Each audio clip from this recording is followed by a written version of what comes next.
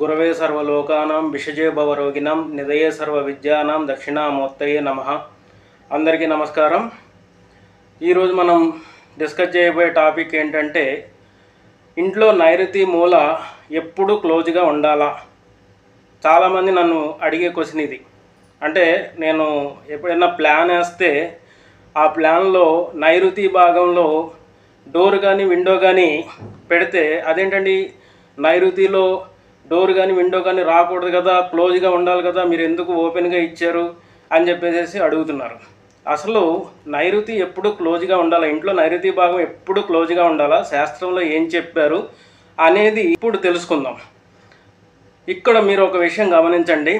నైరుతిలో ఎప్పుడు ఓపెనింగ్ ఉండకూడదు, అంటే డోర్ కానీ విండో కానీ ఉండకూడదు అని శాస్త్రంలో ఎక్కడ ప్రామాణిక వాస్తుశాస్త్ర గ్రంథాల్లో ఎక్కడా కూడా చెప్పబడలేదు.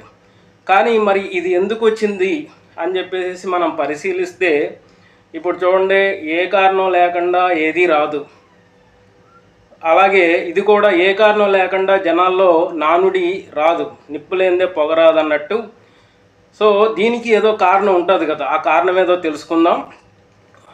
సో మనకి వాస్తుశాస్త్రం అనేది అష్టదిక్పాలకుల్ని నవగ్రహాలని బేస్ చేసుకొని ఉంటుంది.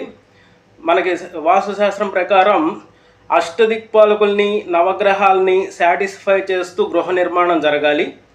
వాళ్ళని సాటిస్ఫై చేస్తూ గృహ నిర్మాణం జరిగితే మనకి మంచిదని చెప్పేసి శాస్త్ర ప్రమాణం.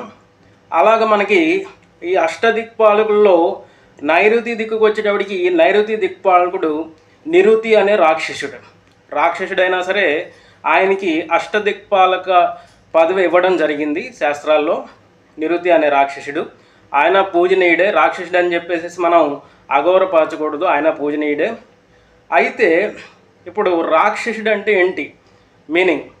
రక్షించుకునేవాడు రాక్షసుడు.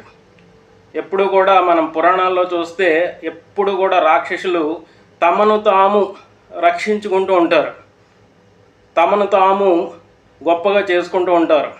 అంటే బ్రహ్మగారు గురించి తపస్సు చేయడం, బ్రహ్మగారు ప్రత్యక్షం అవ్వగానే ఏం కావాలి, వరం కావాలంటే నేను తిరుగులేని శక్తిగా ఎదగాలి, నాకు మరణం అనేది రాకుండా ఉండాలి అని చెప్పేసి కోరుకుంటారు. ఏదైతేనే మొత్తానికి రక్షించుకునేవాడు రాక్షసుడు. ఆ రక్షించుకోవడానికి ఏం కావాలి అంటే ఆయుధాలు కావాలి. ఆయుధాలతో రక్షించుకుంటూ ఉంటాడు తనను తాని. అందుకనే వాస్తుశాస్త్రం ప్రకారం మనం గృహ నిర్మాణం చేసినప్పుడు నైరుతి భాగంలో పెట్టవలసిన ఈ గది ఏమిటంటే ఆయుధాగారం. ఆ ఆయుధాగారాన్ని మనం నైరుతిలో పెడతాం. ఆయుధాలు అంటే ఇక్కడ ఏంటి?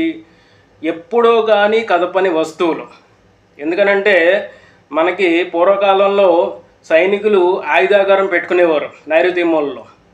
అయితే ఆ యుద్ధం ఎప్పుడో కానీ వచ్చేది కాదు, ఎప్పుడుకో 10 సంవత్సరాలకు 20 సంవత్సరాలకు యుద్ధం వచ్చేది.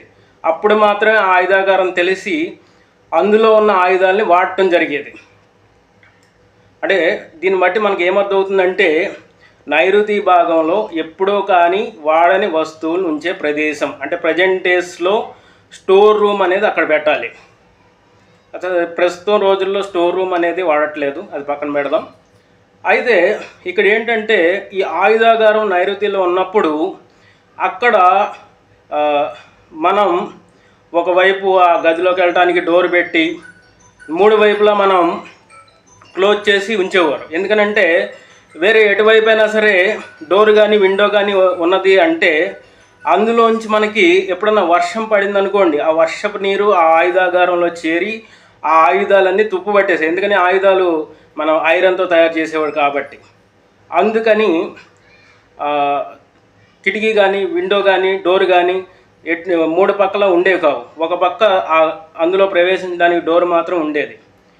ఒకవేళ వర్షం రాకపోయినా సరే కిటికీలోంచి తేమ గాలిలో ఉన్న గాలి వచ్చితే దానిలో ఉన్న తేమ వలన కూడా ఆ ఆయుధాలన్నీ తుప్పుపట్టేసేవి. అందుకని పూర్వకాలం దానికి విండో కానీ డోర్ కానీ పెట్టేవారు కాదు. ఒకవైపు వెళ్ళటానికి డోర్ పెట్టేవారు, మిగతా 3 వైపులు క్లోజ్ చేసేవారు. సో దాని ప్లేస్లో మనం స్టోర్ రూమ్ పెట్టుకోవడం మొదలెట్టాం. ఇప్పుడు అది కూడా పెట్టట్లేదు. సో ఇప్పుడు అందుకని ఇప్పుడు అది పాటించాలా అంటే పాటించాల్సిన అవసరం లేదు, అది మీ ఇష్టం. నైరుతిలో క్లోజ్ చేసుకుంటారో ఓపెన్ చేసుకుంటారో మీ ఇష్టం. శాస్త్ర ప్రకారం అయితే నైరుతి క్లోజ్ చేసి ఉండాల్సిన అవసరం లేదు. ఇది అందరికీ బాగా అర్థమైందని చెప్పేసి అనుకుంటాను. మళ్ళీ ఇంకొక వీడియోలో మనం ఇంట్రెస్టింగ్ టాపిక్తో మళ్ళీ కలుద్దాం. అంతవరకు స్వస్తి.